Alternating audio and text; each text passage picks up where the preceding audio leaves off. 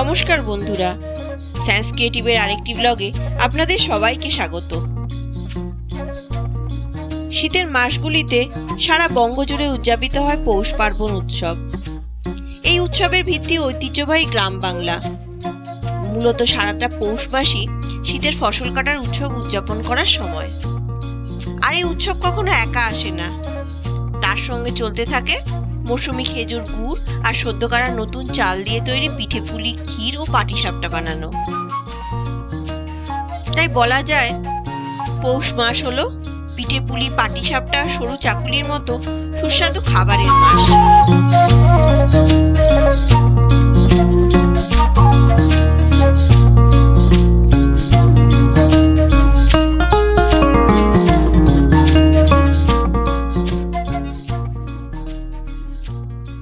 পৌষ পার্বণ উৎসব শেষ হয় পৌষ সংক্রান্তির সাথে সাথে। পৌষ সংক্রান্তি অর্থাৎ পৌষ মাসের শেষ দিন।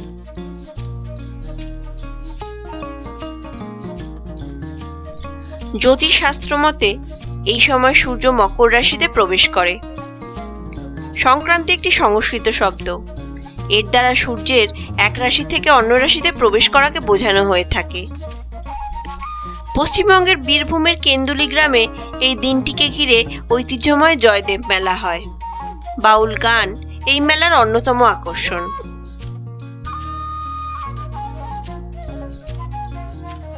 বঙ্গে মকর সংক্রান্তির আরেকটি আকর্ষণ হলো গঙ্গাসাগর মেলা। পশ্চিমবঙ্গ রাজ্যের দক্ষিণে সাগর দ্বীপের দক্ষিণ প্রান্তে অবস্থিত কপিল মুনির আশ্রমে প্রত্যেক বছর মকর সংক্রান্তি বা পৌষ সংক্রান্তি উদযাপিত হয়।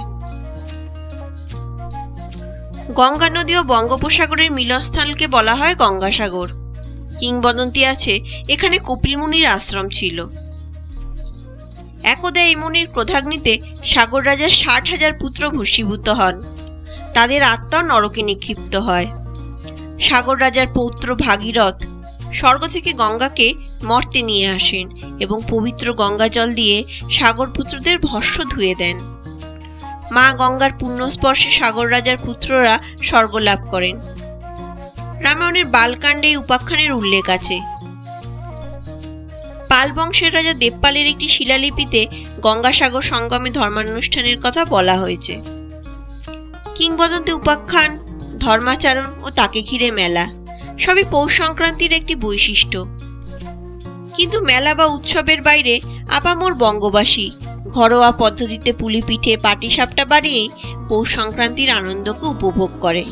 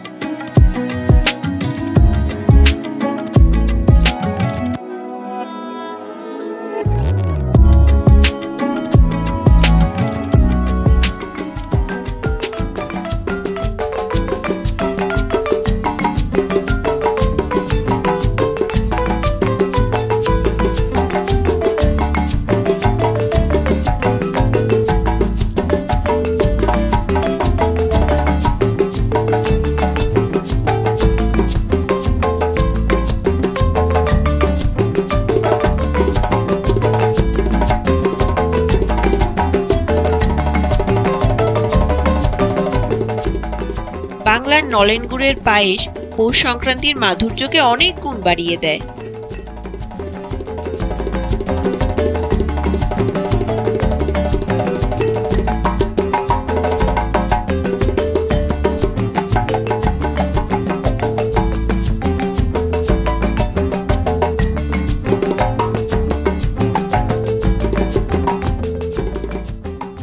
নতুন গোবিন্দভোগ চাল, নলেন গুড় আর দুধ দিয়ে তৈরি এই পরমান্ন দেবী লক্ষ্মীর নৈবেদ্য হিসেবে প্রথমে অর্পণ করা হয়।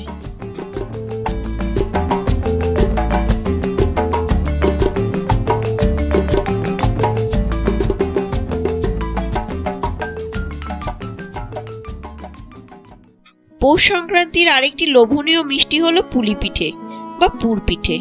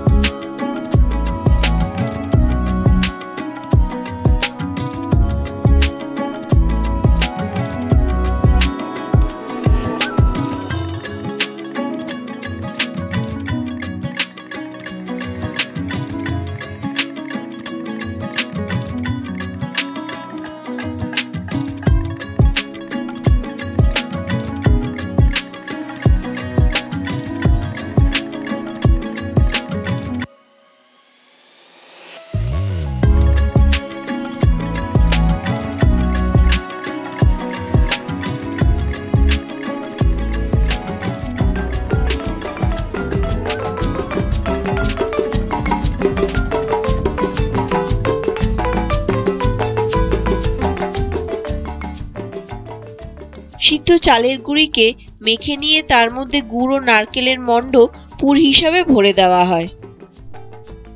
কিন্তু পুর ভরার কাজটি সহজ নয়। চালের গুঁড়ির ছোট মণ্ডকে প্রথমে হাতের কৌশলে একটি বাটির মতো শেপ দিতে হয়। শেপ দেওয়ার এই পদ্ধতি খুব ট্রিকি। চালের এই বাটি খুব পাতলাও হয় না, তাহলে ভাপার সময় ভেঙে যাবে, আবার খুব মোটাও হয় না, তাহলে দুধের স্বাদ ভেতরে ঢুকবে না।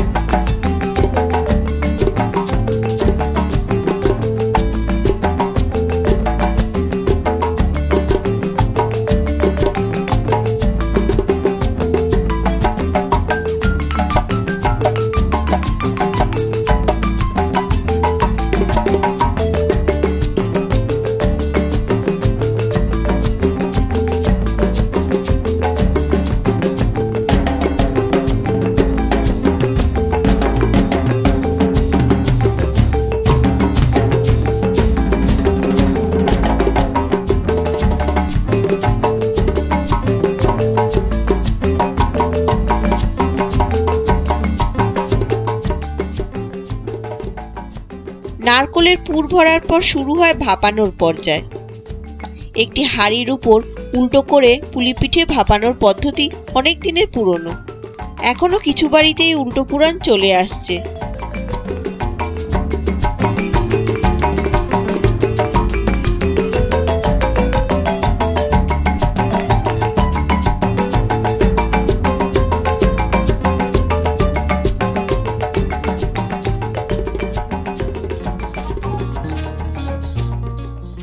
ভাপা পিঠে ছোলা গুড় দিয়ে খাওয়া যায়, আবার দুধের মধ্যে দিয়েও খাওয়া হয়। একেই দুধ পুলি বলে।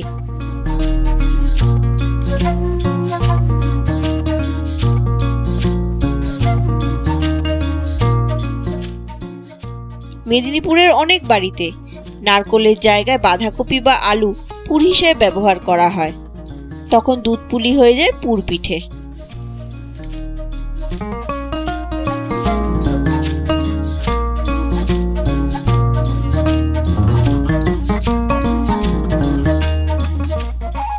আছে পিঠে খেলেই নাকি পেটে সয়। আমার বক্তব্য, পেটে সইবার জন্যই পিঠে খেতেই হবে। পৌষ সংক্রান্তি তো উপলক্ষ মাত্র। পৌষ সংক্রান্তিকে কেন্দ্র করে সায়েন্স ক্রিয়েটিভের এই ভিডিওটি আপনাদের কেমন লাগলো তার জন্য অবশ্যই কমেন্ট করবেন। আবার ভিডিও দেখার সঙ্গে সঙ্গে লাইকও করুন। শেয়ার করতে আর সাবস্ক্রাইব করতে কিন্তু প্লিজ ভুলবেন না। সায়েন্স ক্রিয়েটিভের তরফ থেকে আপনাদের সবাইকে পৌষ সংক্রান্তির শুভেচ্ছা রইল। ধন্যবাদ।